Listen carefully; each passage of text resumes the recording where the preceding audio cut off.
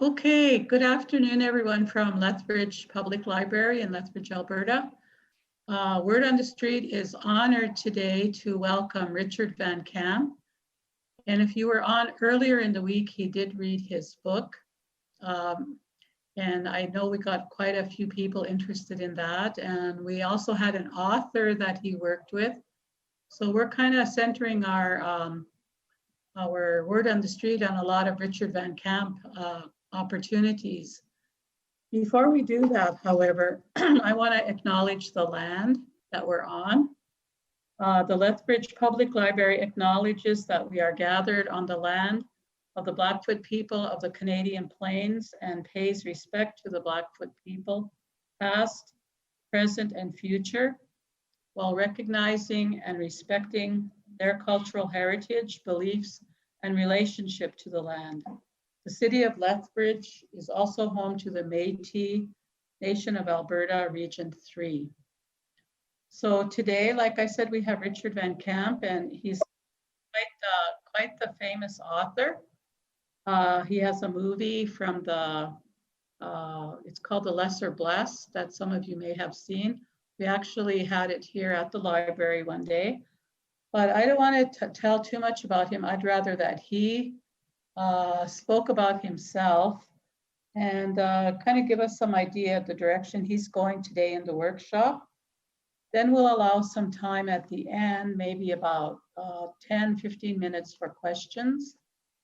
And so people, let's get going. And Richard Van Camp, take it away. Oh, Masi Cho, Auntie, thank you very much. Masi Cho, everybody. Dante, Donate, Sagya Masi. What a joy it is to be here today. Oki.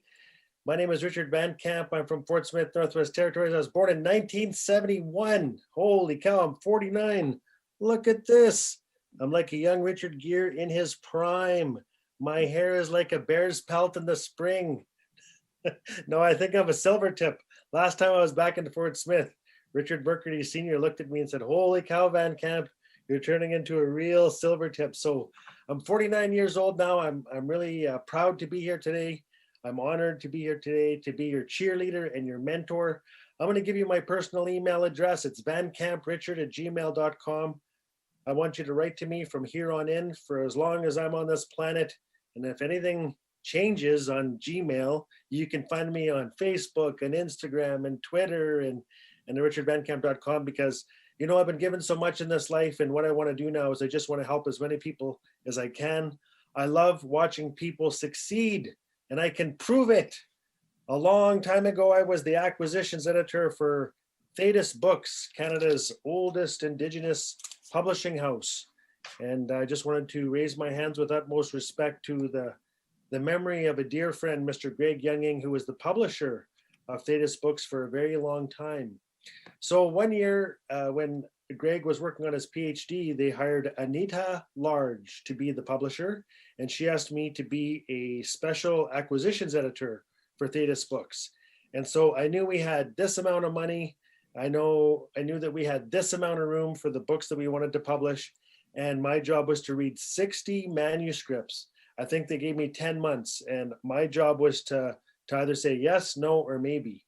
So with an acquisitions editor, what my job really was to weed out anything that obviously was something that we would never touch in a million years. And I think as a writer and as an author, part of our job is researching what publishers are looking for, what the market is looking for, et cetera, et cetera, et cetera.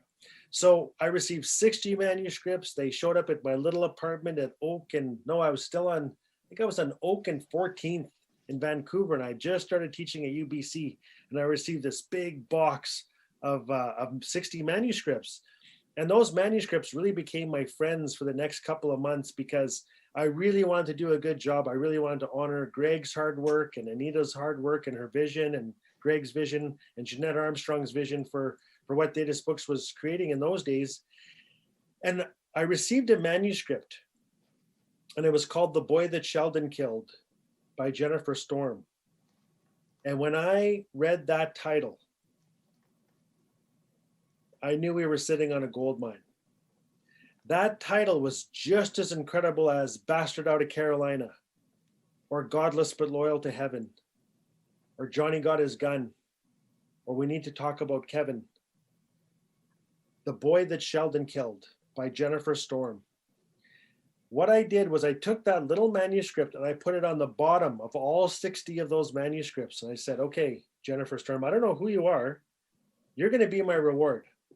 I'm a Virgo. I love to work hard. I'm going to get through all 59 and I'm going to sit down. I'm going to have a fresh pot of coffee and I want you to tell me about The Boy That Sheldon Killed.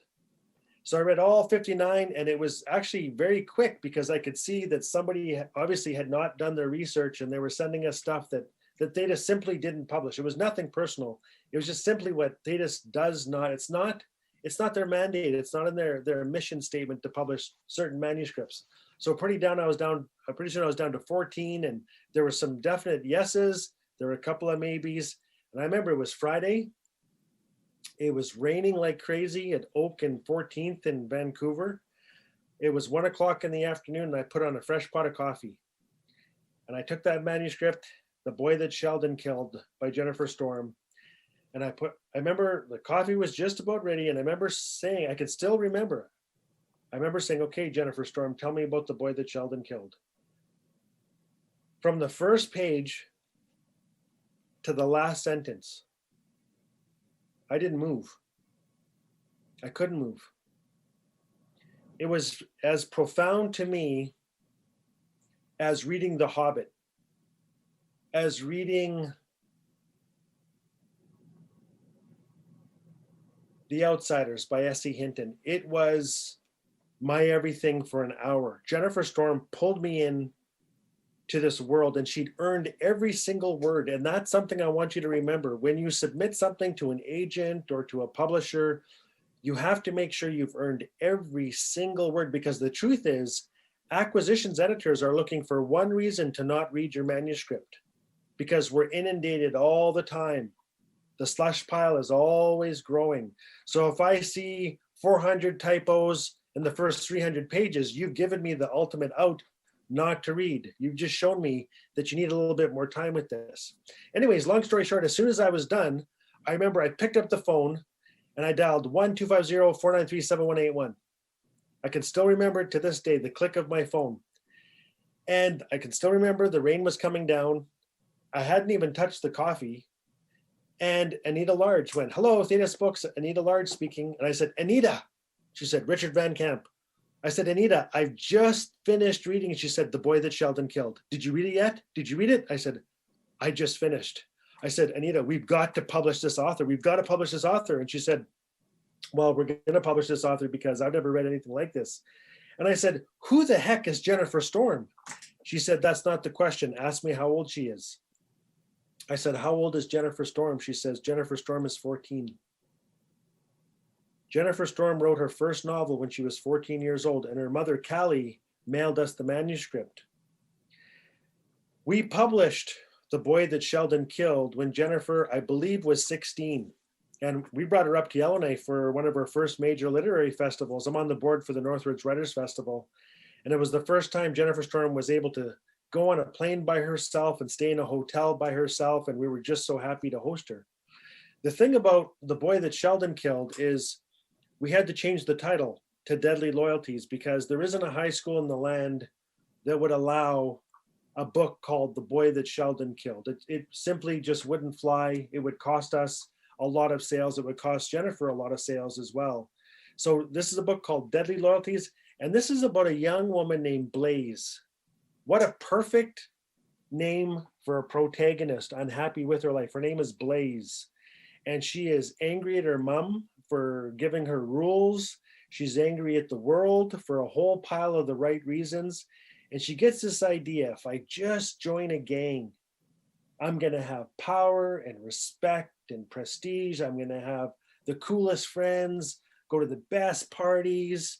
Well, what she finds out is if you are an Indigenous woman and you join a gang, the things that you have to do to stay in the gang are unthinkable. And one day she witnesses a murder. And so this is about a young woman named Blaze trying to get away from a gang, but the gang doesn't want her to leave because, of course, she carries all the gang secrets. So I tell that story for a couple of reasons. Number one, Jennifer was 14 when she wrote the boy that Sheldon killed. I think she was 16, maybe even 15 when we published the book. I share that because often we say, well, I'm too young, or I live in Hay River, or I live in Pine Point, or I live in Fort Smith, or I live in Medicine Hat. Who would ever want to read my story? I'm here to tell you, I read all the time. And what we're looking for when we read, of course, is originality, vulnerability, someone who's going to take the English language where it's never been taken before, like E.E. Cummings or Eden Robinson or Christos or Simon Ortiz, right? We're talking about the poets, Gregory Schofield, the poets of our time. Those names, those voices, those incredible authors can take me anywhere. I'll go with those rowdies anywhere, and I love them all. So Deadly Loyalties by Jennifer Storm, I hope you read it. And what I want to do during our workshop, I know this is being recorded, so I'm really happy to share something that was given to me a long time ago. Years ago, I was down in the States. I think it was returning the gift. And the late Jim Northrup gave this incredible workshop on characterization. And it was a list of tips that he kept in his office by his typewriter and his PC and his laptop. And he looked at this all the time. And this is actually a copy that he made for me because I asked at the end of the workshop, Jim, can I please share your knowledge here? And he said, oh, go for it. Yeah, go for it. And I've modified it just a little bit. I've added a couple little things that I've learned the last probably 24 years of publishing and writing that I wanted to add. Now, characterization is really how we design our characters, the thought that we put into our characters. Chris Labonte, who used to work with Douglas and McIntyre, gave me a great line one day. He said, Richard, this isn't my line, but I'm going to share it with you. All great literature is about a compelling character who has a problem. That's it. All great literature is about a compelling character who has a problem. Now, the key you have to ask yourself as writers and as visionaries is who's going to help that character and who's going to stand in their way. That's the elements of storytelling right there. So we're going to start at the very beginning. Now, there are 3,000 ways you can design a character. You know, in high school, they would say what other characters say about that character, what a character says about themselves, what the author says about that character, etc. It's how they dress. It's what they look like. It's what they sound like when they're talking. Okay, I'm going to walk you through really quickly. And if you can't find a pen, just write to me and I'll send you this list. I share it with permission, and I wanted to pay utmost respect to the memory of Mr. Jim Northrup. He wrote one of the funniest books I've ever read. It's called The Res Follies. If you get a chance, read it. He has a great short story called Goose Goose, and I couldn't have written Show Me Yours without Mr. Jim Northrup, and I told him that too. Okay, when we're designing characters, number one, I want you to look at everything you're working on right now and ask yourself, why have I chosen this name? Why did I choose to name this character this? So I'll give you an example. My wife's name is Kiwi Martin, Dr. Kiwi Martin. Kiwi in Irish is gentle. Every day, Kiwi lives up to that name. She is so gentle in everything that she does. She calms me down all the time. You know, sometimes I wake up, I go, I should go fight one of my cousins. And Kiwi's like, no. And I'm like, okay, baby, calms me down. Our son's name is Edzazi. And in our language, Tlicho Dene, Edzazi means marrow. Edzazi means marrow. So marrow is the heart of the bone. Children are the hearts of our families. There are no accidents in the names in our family. I'm really proud of our names. And I want you to be really proud of the names that you have for your character. So number one, there is power in names, my friends. There is power in names. I want to see more people. It says 50 people here. I can't even see anybody. This is driving me bananas. Luke, are you still there? How do we get it so that I can see people? I'm looking at a sign that says Lethbridge Public Library, connecting you. Gallery, I want to see. Okay, Luke, you're in charge. I love you, Luke. Help me. Okay, so number one is name. I want you to think about Harry Potter. Harry Potter. Is Harry a Potter? No, Harry is anything but a Potter. Harry is a master magician. The beauty of his name is a little bit of a lie. Just like his inheritance story. He was told his parents died in a car crash. That's not the way they died at all. You see how his name is a lie? His inheritance is a lie. And the beauty of Harry Potter is every book and every chapter, his power grows and grows and grows. And what you realize is he is a master magician. What reader wouldn't fall in love with a little boy coming into his full inheritance as a loved son? Okay, Harry Potter. Never be afraid to give your character a contrarian name, an opposite name. Number 2, Bella in Twilight. What does Bella mean? As far as we know, Bella means beautiful in Italian. Now, this is a contrarian name because Bella feels gawky. She's like a duck out of water. She doesn't play sports because she's too clumsy. She doesn't go to dances because she doesn't dance. And yet, who thinks that she's the most beautiful creature on the planet?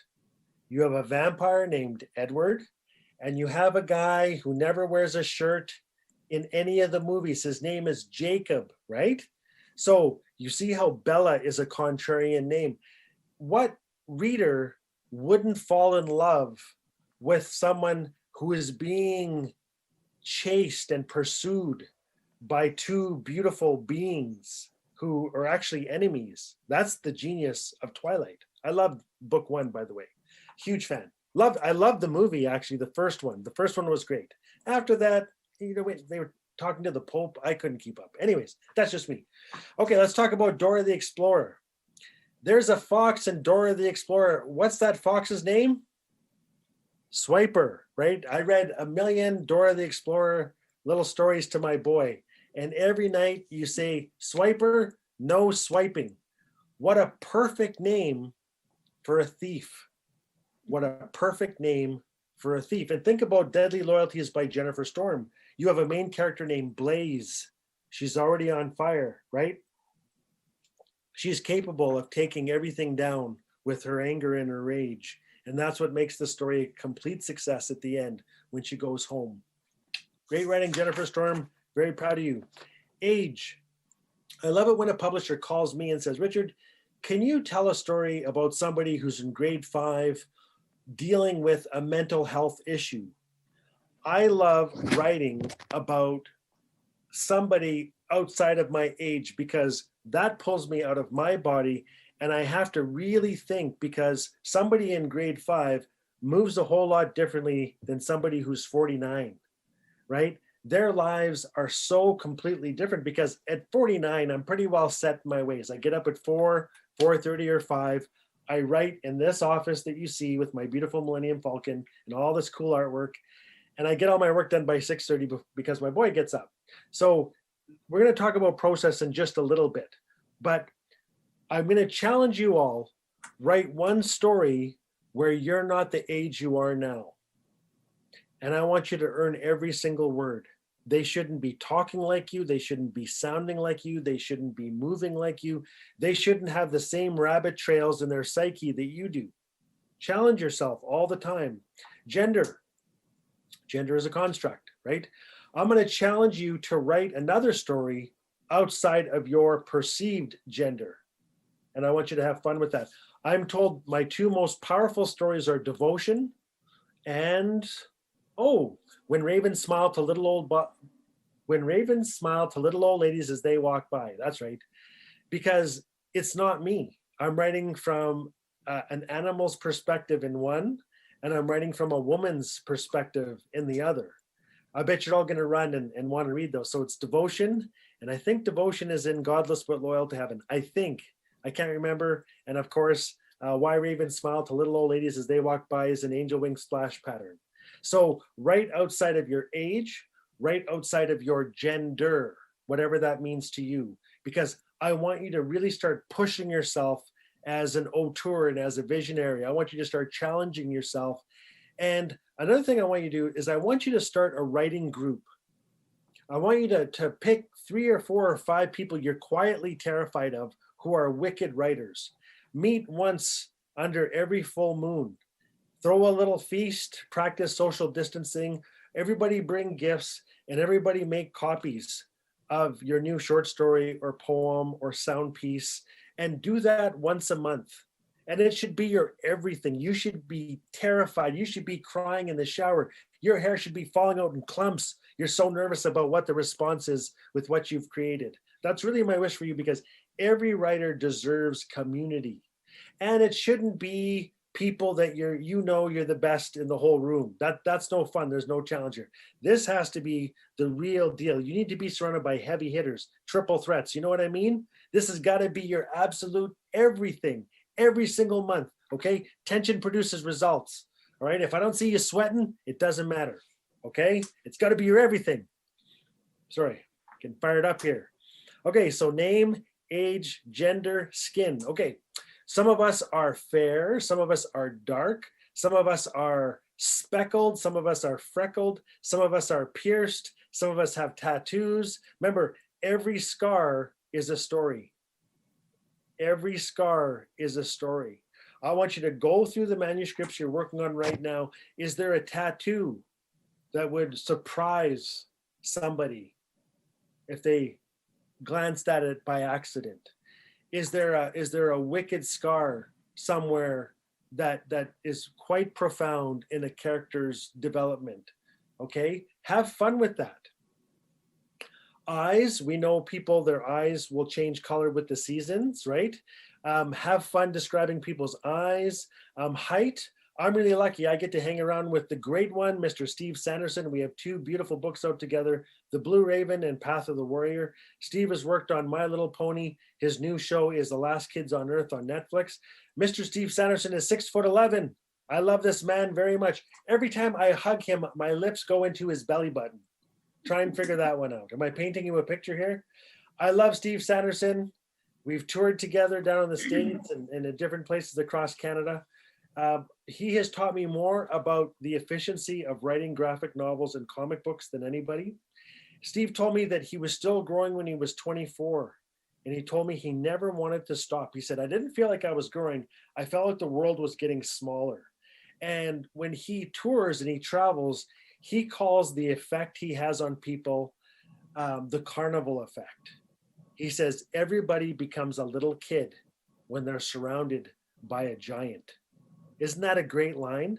And it was me and Steve hanging around, working together, palling around, and then going on tour. It was me traveling with a giant that helped me write a short story called I Count Myself Among Them. Because of Steve, I have this incredible character named Flinch, who is he's a beast of a man. He's a brute of a man. And he's also a contrary. He was born backwards. And you start to realize that Flinch is this angel on the earth who doesn't really know why he's here. That's all because of Steve. So I want you to think of your characters. How tall are they? How wide are they? Have they lost a pile of weight? Have they packed on the pounds? You know, they're calling it the quarantine 15, right? We move differently as we get on in years. So have fun describing your characters, how they look, how they dress, how they move. Language. Some of us, English is actually our second or third or fourth language, right? I want you to have fun with language. So I was in Hartley Bay a long time ago, British Columbia, and I learned that the Tsimshian, their word for hummingbirds is hair stealers. Hair stealers, because of course, the hummingbirds are always gathering any of the fur that's left behind by animals in the thorns and the willows. They're also always looking for spider webs. Do you know why? For their nests. For their nests. Isn't that beautiful? So they call them hair stealers, right? So if you know any tidbits about language, maybe from your culture, or if you have an invented language. You know, a long time ago, I was in Victoria, and my dear friend, Mr. John Bader, was cooking for me. And he told me his landlords were identical twins, and they had something called diphthia. Diphthia. And diphthia was the secret language that they had invented And it was a series of clicks and whistles and whirs. So he said that when they would talk, they would place their chests together and they would move like little birds, and they would have these little whistles and clicks and whirs. And they had whole conversations because they had this idioglossia. And idioglossia, of course, is the language of twins. But in there, they described it to John as they always called it diphthia. So if you have a secret language, because we're all from different parts of the globe, right? Where I'm from in Fort Smith, Northwest Territories, we actually have our own way of speaking, right? And I don't want to give too much away. In fact, I'm not going to give anything away. If you want to hear about it, read my stuff or check me out on Facebook, because I'll use our language on Facebook, and I love using the secret language of Fort Smithers and the Van Camp family. It's actually quite bizarre how we talk to each other. Sometimes people get it, sometimes they don't. People think I'm mumbling when I'm talking to other humans. It's my language, and I carry Fort Smith with me wherever I go because of that language. And so the reason I'm sharing this with you is that if you have a secret language that you have invented with your friends and family and community, you have your own social contracts. Share that. Write about that. I don't want to be spoon-fed when I'm reading somebody's book. I want to be pulled into a whole society, a whole universe that has its own rules, right? I think that's why we loved A Clockwork Orange. That book, I was trying to speak like that for the whole summer, and it just cast this beautiful spell upon me. Write that. Share those secrets with us in your writing, okay? Education. Everybody has a different kind of education. Okay, so I'll give you an example. We are great kissers in Fort Smith, Northwest Territories. We are the best kissers in the world. Okay, we will wreck you and ruin you for anybody else. You're going to be pretending for the rest of your life. Okay, because when I was little, there was this young man. I'm going to protect my source here. And we had to move to Calgary when I was in grade 2 and 3. And he was just devastated that we had to go. So when Brown's Moving and Storage showed up to move the Van Camps from Fort Smith, Northwest Territories to Calgary, Alberta, my friend just hung his head and he was near tears. He couldn't believe we were leaving because my parents had to go back and get their master's degrees and their degrees. This was official business. I didn't really have a say in the matter. So my friend said, "You know what's going to happen when you move to the city, Richard?" I said, "What?" He goes, "You're going to get your first girlfriend." I said, "Yeah, right. I'm not gonna, I really just got to focus on my academics. I mean, I'm going into grade, 2 and 3 here, Dougie. I don't have time for women problems. I got my priorities straight." So he says, "Listen, you can say everything you want. I just know you're going to get your first girlfriend. So I'm going to teach you a secret. I'm going to teach you how to be one of the greatest kissers in the world, because everybody from our community, we're all great kissers, okay? So how you become a great kisser is, everybody, you see this tendon under your thumb? I want you to put your lips against the tendon. I want you to wiggle your thumb. And then I want you to go like this. See, when you wiggle your thumb, it feels like somebody's kissing you back. So Monday, Tuesday, Wednesday, Thursday, Friday, use this hand. Saturday, Sunday, use this hand. And then government payday and baby Jesus' birthday, use both hands. And he said, "Never forget the secret to the perfect first kiss, Richard." And I was like, "What's that?" He says, "When you find that special somebody, their top lip is the peanut butter, their bottom lip is the jelly, and your lips are the bread. And you got to make a peanut butter and jelly sandwich together." And that is really the practice that makes perfect from everybody from Fort Smith, Northwest Territories. So you see how that's a whole different kind of education. So if you know something about beading or sewing or hunting or fishing or trapping or gardening, whatever it is that you know and you're quietly worried that the world is forgetting, write about that. Share that knowledge that you're a little bit worried that you may be the last person alive to know how to do that. Put that into your writing. I always know when I'm in the presence of somebody who's writing with an agenda, and that's to preserve things for future generations. Remember, there are different kinds of education. So you think about a lot of our leaders, they may have grade 7 or grade 8 or a grade 10 education, right? They can speak 3 languages. They have numerous PhDs out on the land.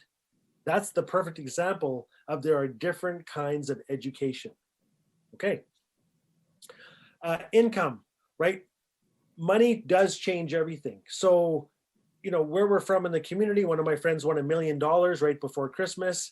And bless his heart, the first thing he did was he called his parents and he asked them to the penny what they owed the world. He gave them 4 hours. He didn't tell them he won $1 million until after. And so he called them 4 hours later. They were at the bank and I don't know what it was. Let's say it was $200,000.17. And he said, okay, Mom, Dad, I don't know how to do this because I'm with CIBC. You guys are with BMO. It's Thursday. I just won $1 million. I got to go to St. Albert on Saturday for a press conference. I think they gave me the $1 million then. Monday is a holiday. How do I wire $200,000.17 to your account? And 5 minutes, they couldn't speak.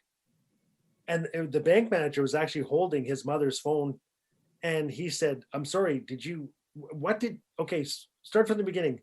You have $1 million? And he goes, oh yeah, sorry, I just won $1 million. I'm so sorry. Yeah, I want $1 million. I don't want it. I don't want the whole million. You guys, you take it. And they did. They took the 200,000 and they were free. Now, keep in mind, I'm just making up the $200,000. It could be 3,000. It could be 200. It could be 800,000. I really don't know. But the key here is that my friend told me, we have known each other since kindergarten. Everybody thinks your life changes at $1 million. It doesn't. He says, I just wanted a house. I just wanted a truck. And I knew I wasn't going to miss a day of work because I'm young. I need to work. We all need to work. We need purpose in our lives. So the $1 million never changed him.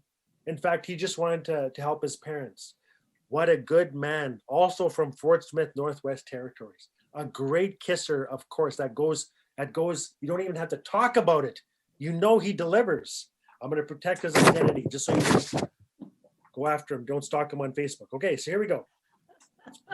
Location. Because we are all from different parts of the globe, we all have our own traditions. So I'll give you an example. I was told a long time ago in Delaney, in Aya's house, he was the prophet of one of the prophets in the Northwest Territories. We were told by an elder, never put your water on the ground. Always cradle your water. Always put water up high. Because in our mother's womb, we are cradled by water. Our whole day revolves around clean water from the second we get up to the second we go to bed. And Aya made it very clear that water would be so precious in the future that we all had to do our best to protect that water. And one of the simple ways, once you start cradling water, the way water cradles us in our circle of life, you never put your water on the ground after that. You always hold it high. And sometimes when you're at the Friendship Center or you're at a feast and they ask everyone to stand, if you ever have to put a water bottle or some tea or coffee on the ground, they'll put a piece of paper underneath it to put it on the ground while they pray, just to be respectful to the spirit of water that's in this cup. So where you're from and those traditions, write about that. That's what I want to be reading. I want to see how the new generations are carrying those old traditions forward in a new way and in a good way. Voice, I don't want your characters all talking the same. I'll give you an example. A long time ago, I was on an Air Canada flight and I thought, oh man, 6 hours. I'm going to watch the new Avengers. I'm going to watch The Force Awakens. I'm probably going to watch Twilight again. It's going to be the best of the best. Okay.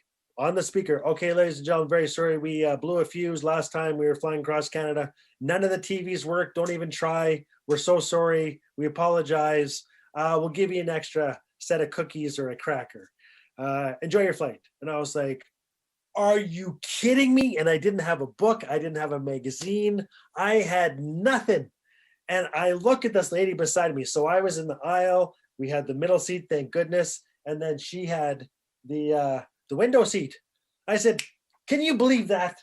Air Canada, They're not happy until you're unhappy. It's true. I defended them, and this is the last time I ever do this. I'm going to WestJet. I'm taking my business. Blew a fuse. Goodness sakes.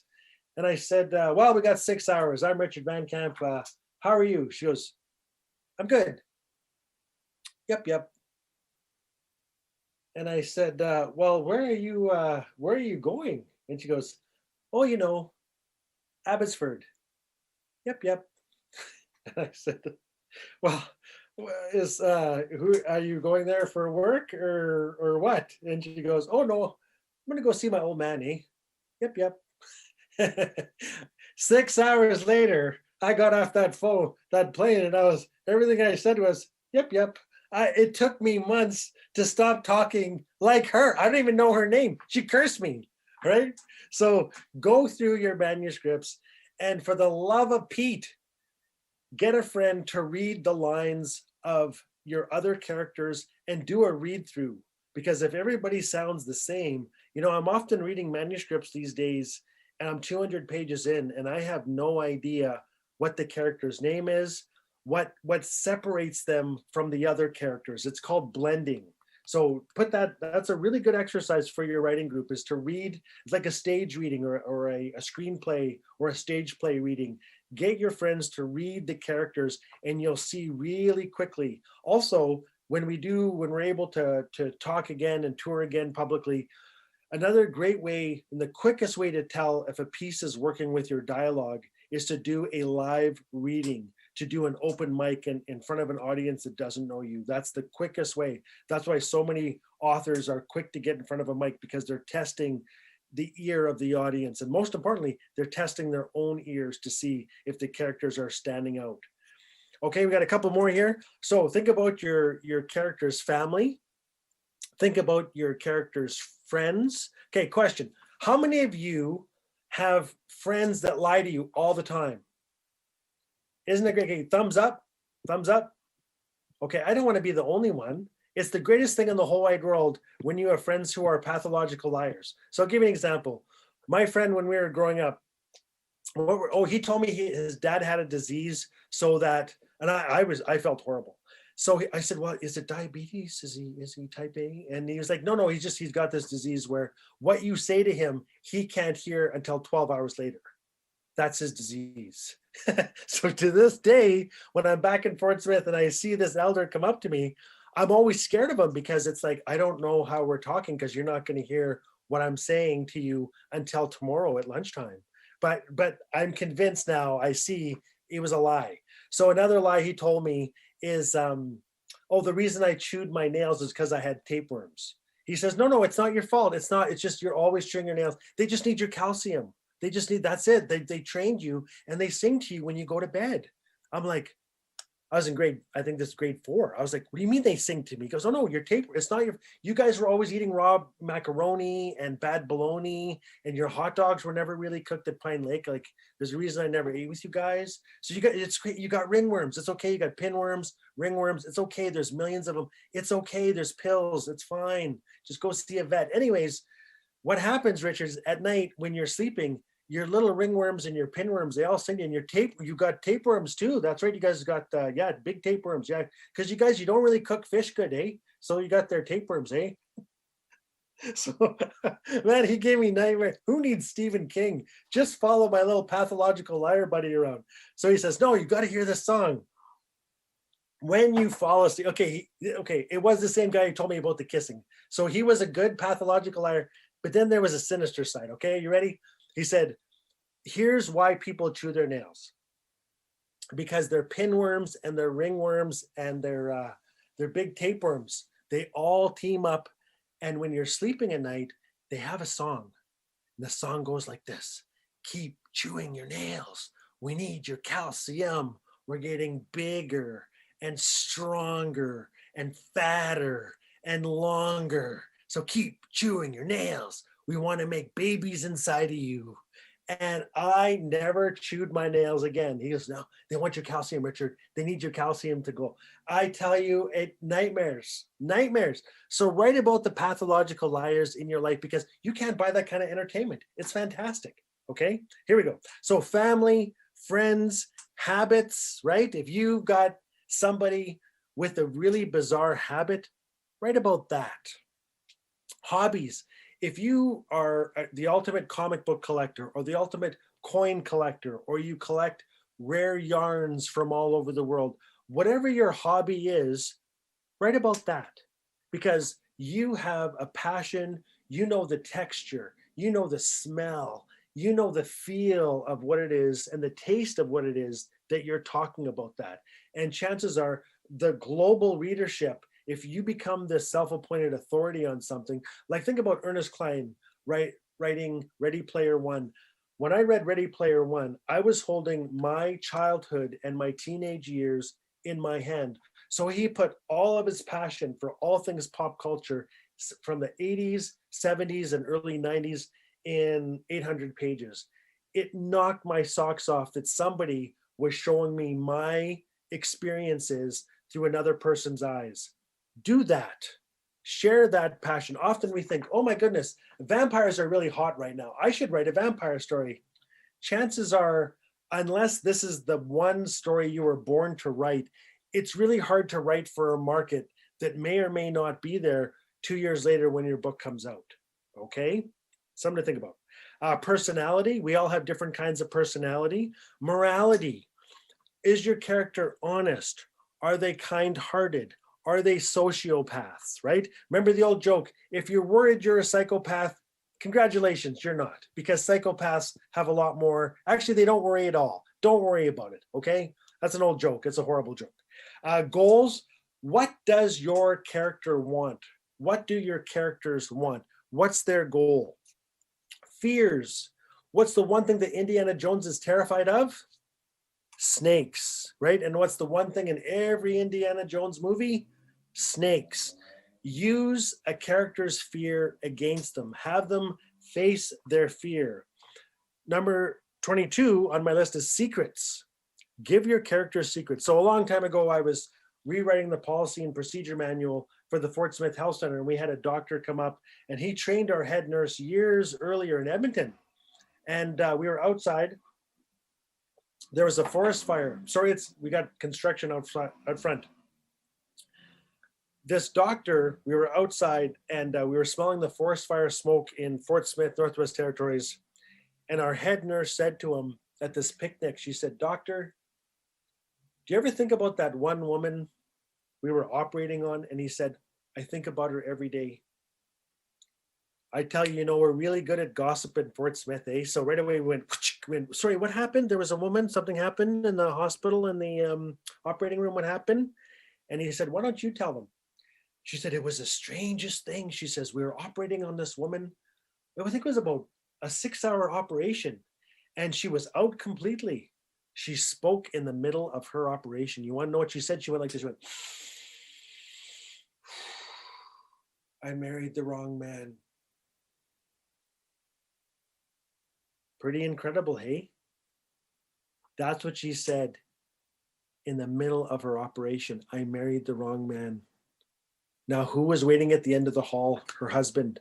Is she okay? Oh my God, she's my lighthouse. She's my, oh my God, how is she? Right? They had all heard in the operating table her spirit speak. "I married the wrong man." Give your characters secrets. Things they hate, right? Give your characters things they hate.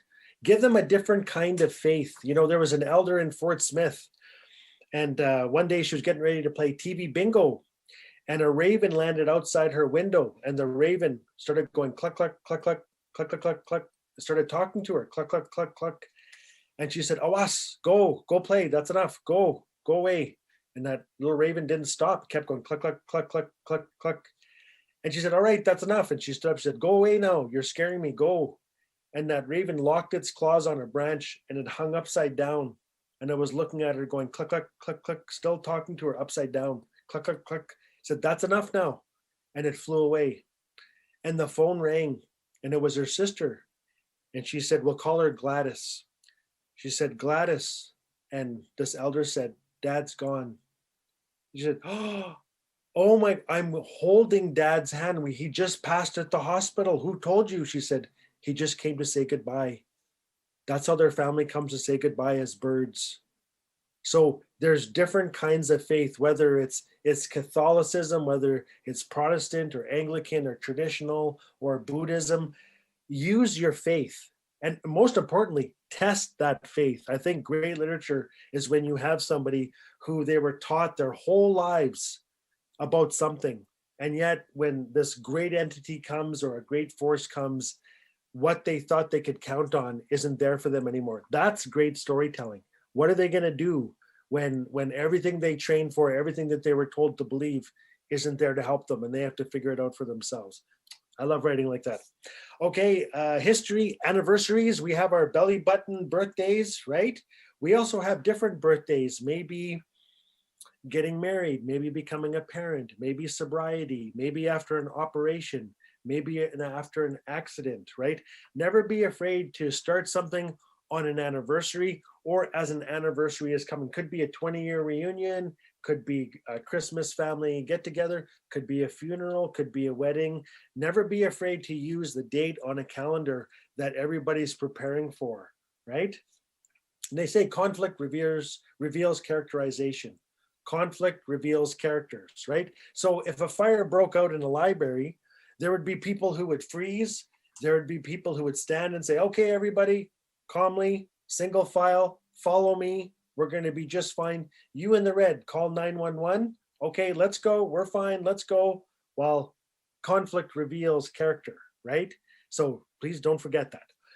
And I'll end with this. You can give people issues. They could have trust issues. They can have forgiveness issues, and you can test them about those issues. The other thing is regrets. Never be afraid to give your characters regrets. Very important. So I'll end with that. So this is 22 of 3,000 things you could be doing to design your characters. Remember, characters do need conflict so that we see what they're made of. And I'm going to talk about process really quickly before we open it up to questions. So you know my process. I get up every morning, sometimes at 4, sometimes at 4:30, sometimes at 5. I know what I have to do every single day to get my writing done because I'm responsible for filling my love cup as a writer. Nobody else is going to do it for me. And when I have a great writing day, I am walking on sunshine. And when I don't, I make extensive notes for what it is that I need to do the next morning. So I'm the best writer. Eden Robinson calls it her sweet spot. She says, you've got to find your sweet spot as a writer. Are you the greatest writer from midnight to 4 in the morning? Do you need a greasy spoon diner at a husky gas station where everybody's arguing and there's the clickety clang of forks and knives? Do you need absolute chaos to be the best writer you can be? Or do you need your laptop and a headphone at Starbucks where you're surrounded by people, but you have your own thing going on? Whatever process it is for you, whether you need to write it down longhand, whether you need your laptop, whether you need to record yourself on your phone and have it transcribed word for word, whatever your process is, and wherever you need to be, and when you need to be the best creator that you're capable of, respect that. That is your process, and your process can change. Before I became a dad, I was always a morning writer, but I remember when I was in college and university, I couldn't wait for the night. And in fact, when I was working on A Man Called Raven and What's the Most Beautiful Thing You Know About Horses with George Littlechild, he only painted at night because he said that's when the spirit world was closest. And so whenever I had to call him so we could talk about either a tour or something we were working on, he always made it clear, don't ever call before, I think it was 1 in the afternoon. Don't ever call before 1 in the afternoon because he would sleep. He would stay up all night to create his beautiful, gorgeous paintings. And I'm in absolute awe of Mr. George Littlechild. His Cree name is Nikawasis, and I'm really grateful to have worked with him. So, ladies and gentlemen, my dear friends, you have my email, vancamprichard@gmail.com. We've talked a little bit about characterization. We do need conflict because conflict reveals character in your story. We talked a little bit about process. Whatever it is that you need to do to be the best writer you deserve to be, respect that. And hopefully the people around you respect that too. I know Drew Hayden Taylor, his Nietzsche moose, Janine, says that when Drew is writing, he's under the blanket. She can see it in his eyes. Even when they're eating, he'll go underneath the blanket and then she'll just get up and leave him to it. That's the kind of love that you want, is somebody who really respects the oracle that you want to be and that you already are, of course. But of course, as a mentor, we want to bring that out. We want to help you in any way that we can. Okay, I've talked enough. I want to hear some questions. And if you're a little bit shy, don't worry about it. Write to me privately and then I'll answer you right away.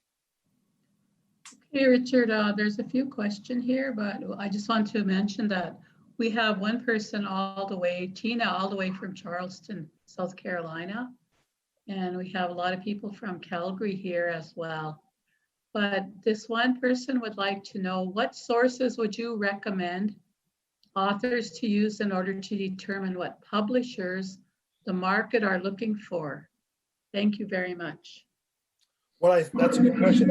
I think what you can do right now is, if let's say you have just get in touch with me, boss me around, I'll help you. But in short, every publisher will tell you on their website exactly what they're looking for.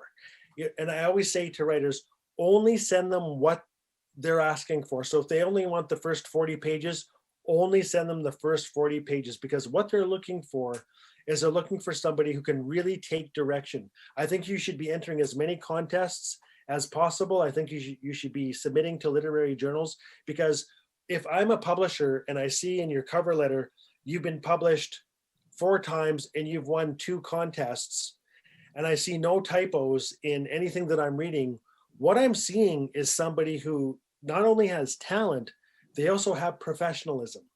Never forget that when your book comes out, your publisher is relying on you. There's a partnership now.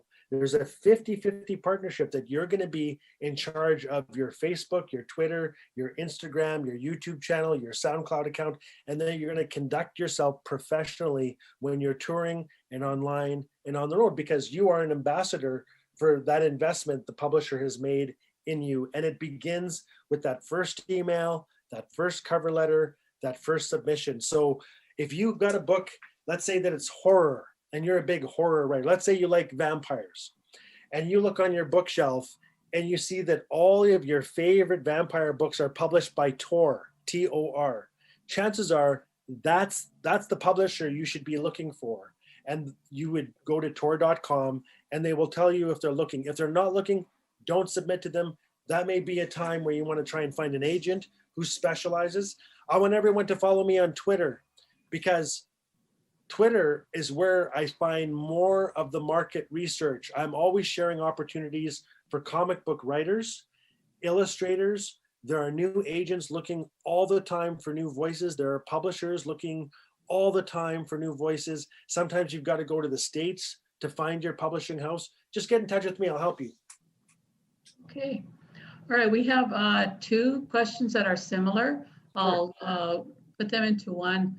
Turna and Will, when you talked about writing outside of your gender and so on, how do you feel about appropriation? At what point does it become okay or not okay to write the other? And how do you do that without it being cultural appropriation? I'll tell you, I got a million stories about cultural appropriation. I'll tell you a great story. So a long time ago, I think it was Vertigo came out with a comic book series called Scalped. And Jason Aaron, who great multi-award winning comic book author, was going to be the writer. And I loved the ad campaign. I loved what I was seeing. I was so excited. I think they showed a couple of sneak peek pages. Anyways, I bought the first issue and I was like, what? I'm not sure about this. This seems a little, it just doesn't seem right. It seems a little mean spirited. It seems a little stereotypical. So issue 2, issue 3, I think I had the first 8 issues and I finally said, I can't read this anymore. I really don't like the way that Native Americans are being portrayed. I think it's quite gruesome, actually. And I ended up writing to Jason and directly, and I said, "Dear Jason, I'm Richard Van Camp. I had a couple of my own comic books out in those days with the Healthy Aboriginal Network with Steve Sanderson and Chris Octor, who's Haida, Steve is Cree. And I said, here's what I'm not liking about your series." And Jason wrote back very professionally, and he said, I'm really sorry you feel that way, because I feel I've addressed this. And I said, Jason, I've read every single dialogue piece, every panel. I've reread it. I'm here to tell you what you think you're doing, and I'm Indigenous, is not what I'm seeing or feeling. And so therefore, I'm not going to read any more of your series. And I ended up giving my 8 issues away. That's the best part of reading, is you don't have to read it if you don't want to. And so I went online. If you look, I think Blue Corn Comics released this statement where I said, I feel that Jason Aaron is not the best author for this series. And I'm actually really surprised that the editors allowed this to be published. I think it's very stereotypical. I think it's borderline hate literature, actually. And I gave a couple of very specific examples. So it turns out Jason Aaron was not Indigenous. Years later, I kept hearing about this series called Southern Bastards, another great title. And I picked up issue 1 by Jason Aaron. It is brilliant. It's one of my favorite titles of all time. Here's why. Jason wasn't writing about Native Americans. He was writing about growing up in the Deep South, and he was writing about football, and he was writing about racism, and he was writing about what football can mean to a young man with talent. Often it's their only ticket out of a horrible situation, or maybe a great situation, but it's an opportunity for more. So that's a great example of an author who was writing a series, and I'm sure it's won tons of awards. I'm talking about Scalped. It just wasn't for me. And yet years later, I was the guy singing Jason Aaron's praise. I'll give you another example. We all know about W.P. Kinsella. When I read any of the Frank Fenspost chronicles, and I want to be very respectful to Bill Kinsella because of course he's passed. I remember I laughed so hard reading Bill Kinsella, and I was at the Inalkin Center, and I said, I've just discovered this great Indigenous author, and his name is W.P. Kinsella. He's so funny. And I remember Jeanette Armstrong and Lee Miracle, they shook their heads and they said, he's not Indigenous. I said, what do you mean he's not Indigenous? He's nailed us. He's got us figured out. It's so funny. And they're like, no, he drives cabs in Edmonton. He drives Indigenous people around, and he just is listening. Anyways, long story short, I actually love everything that Bill Kinsella wrote with the Frank Fenspost Chronicles and everything else under the sun. But when I look back on my reading life with Bill Kinsella, W.P. Kinsella, he actually has written 3 of my favorite short stories that have nothing to do with Indigenous people. He wrote Quite an Incredible Dance, he wrote Kmart, and he wrote Waiting for the Call. Those, I think, those 3 short stories are part of the reason I'm a short story fanatic. So it's another example of somebody who was culturally appropriating, but finding their way back to themselves. Because when you read Kmart, Waiting for the Call, and Quite an Incredible Dance, that's the real Bill Kinsella that I understand from what I've read on his bio. So anyways, the reason I'm challenging you to write outside of your gender, and I'm challenging you to write outside of your age, is it's a great writing exercise where you're not writing about, you're not comfortable. I don't think you want to be comfortable with what you're writing. I think writing is about risk, and I think writing is about vulnerability. And again, it comes back to earning every single word. So I'll give you an example. Angel Wing Splash Pattern, my first short story collection, turns 20.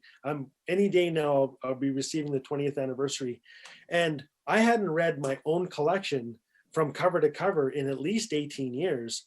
And when Kegadon's Press and I were working on the new edition, we have 2 new comic books and a beautiful new essay at the front and a new cover. I had to reread the entire manuscript all over again to look for any typos. And the truth is, we didn't change a word.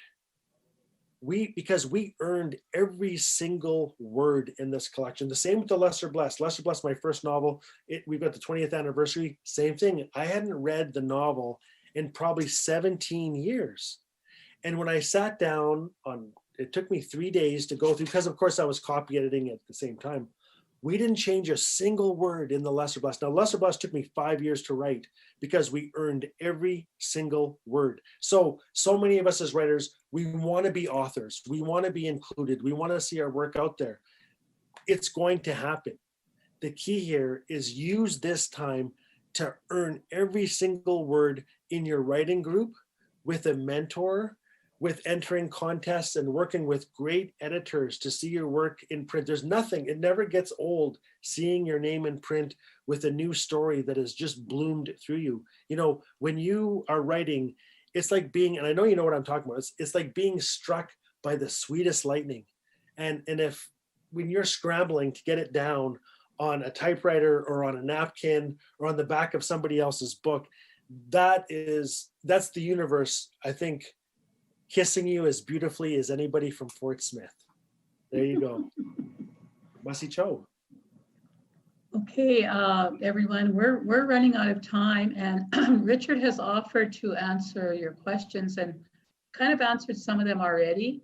So do email him. He's been very generous to, I think he'll respond to you quickly. I just want to plug Writers of the World, because we don't have near enough Indigenous writers. And just outside my window here, I see stories every day. And I'm trying to encourage our people out here to please write down your stories. And so we're trying to do a lot of stuff with the library. And I think, Richard, you're involved with one in Calgary. I believe that, to get people to just document a slice of life story. And so we're trying to do that here. We have to wait for this pandemic now, but still we're doing stuff. I do something called Indigenous Conversations, where I try to capture content of what people do, their expertise and so on. So I just want to encourage everyone out there, and Richard has done the same to you. I want to thank you, Richard. And again, do write to him, because what an opportunity for us to really get some, longer feedback.